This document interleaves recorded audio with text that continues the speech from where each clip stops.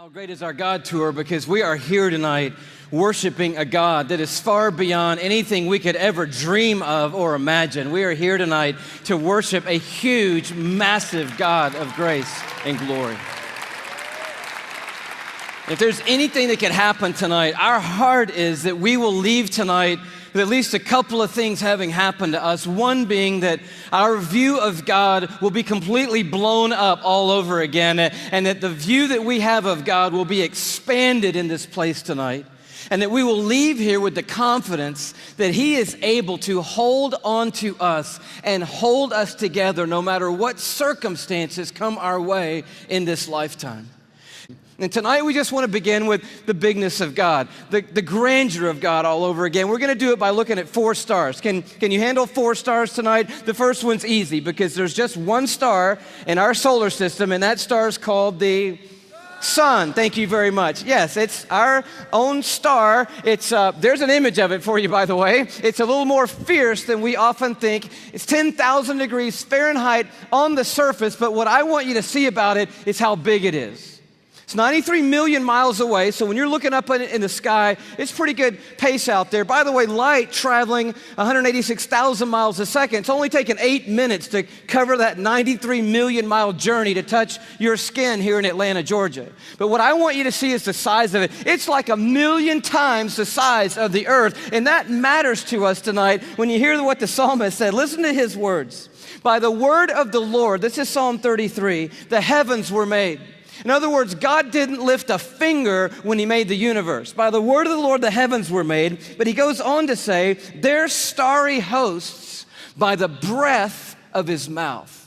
So we're looking at something so intense that we don't want to get any closer than 93 million miles away, which is what we are right now. And then we read that God just breathes out stars. It's crazy to think about it. 1,000,000 times the size of the earth. So here's a little perspective that sort of changed my life. If the earth were a golf ball, the sun would be 15 feet in diameter. That's not 15 feet in diameter. Can we blow that up just a hair and maybe give them 15 feet in diameter? So here's a little perspective for you, okay?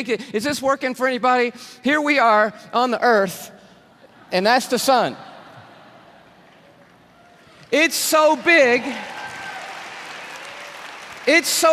you could put 960,000 earths inside the sun. So if the earth were a golf ball and the sun were 15 feet in diameter, you could put 960,000 golf balls inside that 15-foot diameter sun. That's enough golf balls, by the way, because I know that seems like a big number, to fill a school bus with golf balls could fit inside the 15-foot in diameter sun. But I want to tell you about the second star, okay?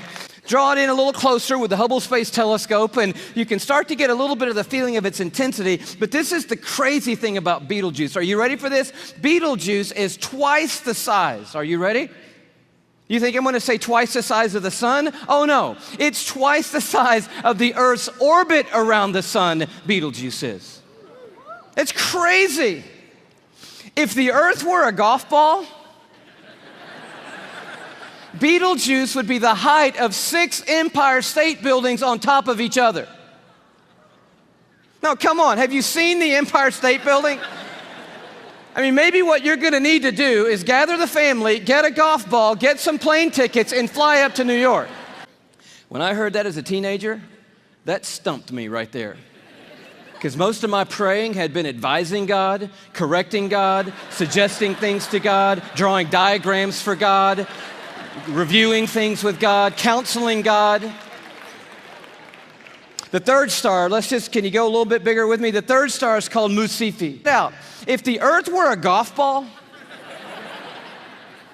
Musifi would be the width of 2 Golden Gate bridges end to end. Apparently, you're going to need to go from New York to the West Coast. Go to San Francisco with your family and your golf ball. Place your golf ball at the beginning of the Golden Gate Bridge. Go across the bay into Oakland to a high place where you can see the entire Golden Gate Bridge. Another Second Golden Gate Bridge will be in your imagination, span all the way back the two Golden Gate Bridges to the very beginning, and find your golf ball over there. That's the Earth, and somewhere you're on it, one of the stars in the Milky Way galaxy. It's so big you could fit 2.7 quadrillion Earths inside this one star.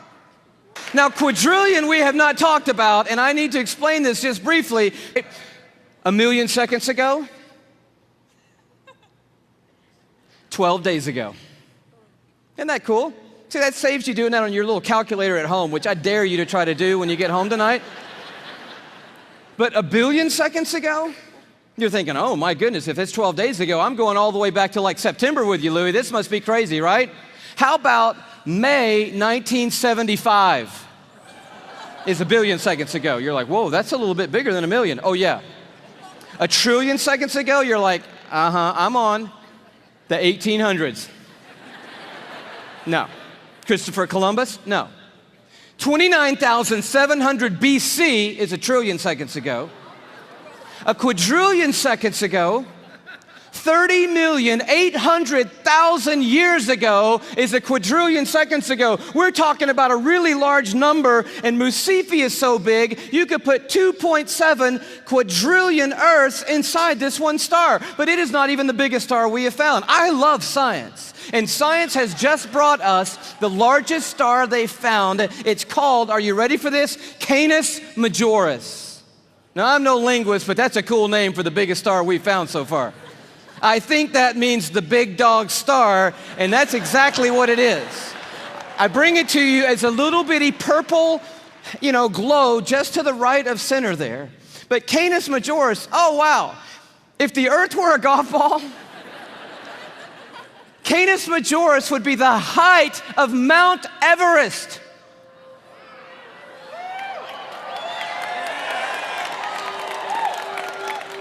Thank you. You just saved your family plane fare from California to Kathmandu, Nepal. Almost 6 miles above sea level, the highest point on the planet, and I just dare you to get up there and unzip the parka and pull out your golf ball.